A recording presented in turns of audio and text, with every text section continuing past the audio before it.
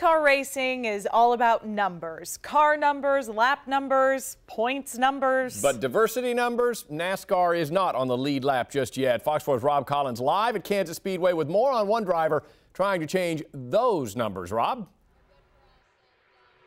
Hey, John, perhaps no other sport is as synonymous with its numbers as NASCAR. Darrell Wallace Jr. drives a number 54 truck, but the number that best represents him is 1, as in he's the one African-American driver on the Truck Series. Darrell Wallace Jr. is trying to make his mark on NASCAR by leaving its past in his tracks. The 19-year-old sees himself as a trendsetter, and he knows people are watching.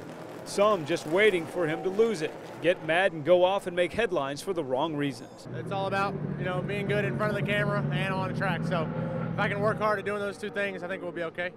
Just got to have fun with it. And by fun, he means winning.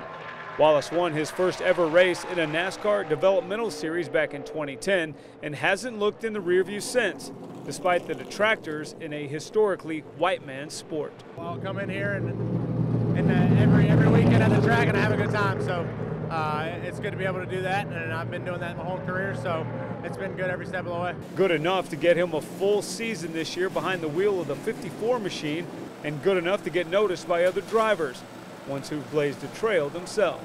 It's not a normal sport in general for a kid to try.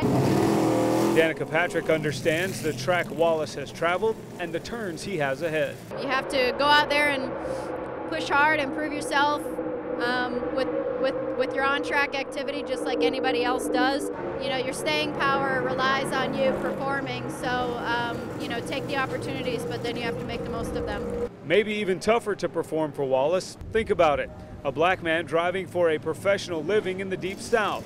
Wallace says he's heard all the inward noise and at times may make him see red on the inside, but outside, the only color he's looking for is green. That's it. Green flag drops, checker flag waves at the end. And that would be quite a story for the young man to grab the checkered flag here in the area where Jackie Robinson once played. Now, I asked him about number 42. He said there's no way he compares himself to Jackie while on the track, but he did say he's seen the movie previews and it looks pretty good, and if he goes to see it, that'd be one more number he can check off his list. And speaking of numbers, as you look here, guess who's on the pole? Well, that'll be a little surprise. We'll have that for you coming up a little bit later in sports with Jason Lamb. For now, Rob Collins working for you live at the Kansas Speedway, Fox 4 News.